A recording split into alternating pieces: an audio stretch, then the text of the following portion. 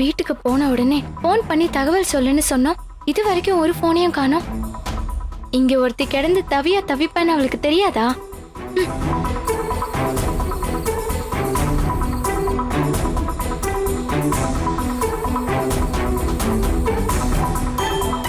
கௌரிமா, சின்ராசண்ண, Durga phone பண்ணிச்சா?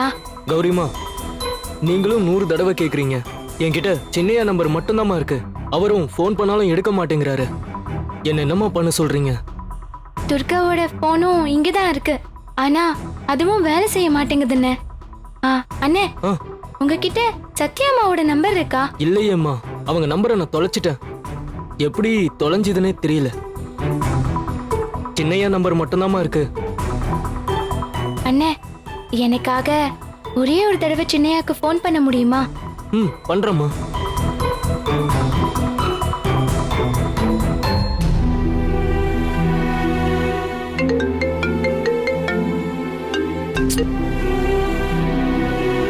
Ring போது.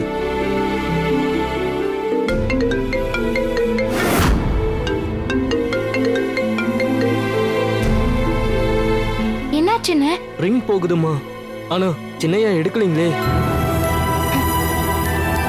அண்ணே, இன்னும் ஒரே ஒரு வாட்டி மட்டும் பண்றீங்களா? சரிம்மா.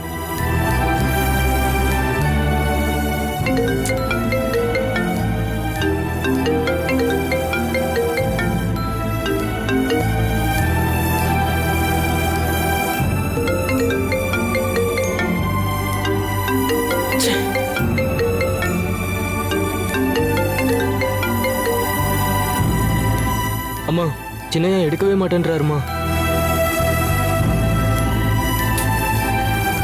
சாப்பிட்டு தூங்கிருப்பாரோ என்னவோ. வேலைக்கு போயிட்டு வந்தா அசதியா இருக்கும். துர்காவை ஒரு போனை வச்சுக்கோன்னு சொன்னா கேக்குதா? இப்ப பாருங்க, அது பத்திரமா ஊருக்கு போய் சேர்ந்துச்சா, வீட்டுக்கு போய் சித்தப்பாவை பார்த்துச்சா, ஒண்ணுமே தெரியல. எனக்கு பயத்துல வயிற்று கவ்வி பிடிக்குது. ஆனா துர்காக்கு என்ன பத்தி ஒரு கவலையும் இல்ல. அம்மா தாயே, துர்கா கிட்ட இருந்து ஒரு நல்ல தகவலை வரவேம்மா. ஏன் வேதனை உனக்கு கூடவாமா தெரியல? கௌரிமா, துர்காவுக்கு அங்க என்ன நிலவரமோன்னு தெரியல. நீங்க கவலைப்படாதீங்க. கண்டிப்பா துர்கா போன் பண்ணும். ஆமா, நீங்க சாப்பிட்டீங்களா? இப்ப அது ஒண்ணுதான் குறைச்சல். சரி, நான் இப்ப வந்துடுறேன்.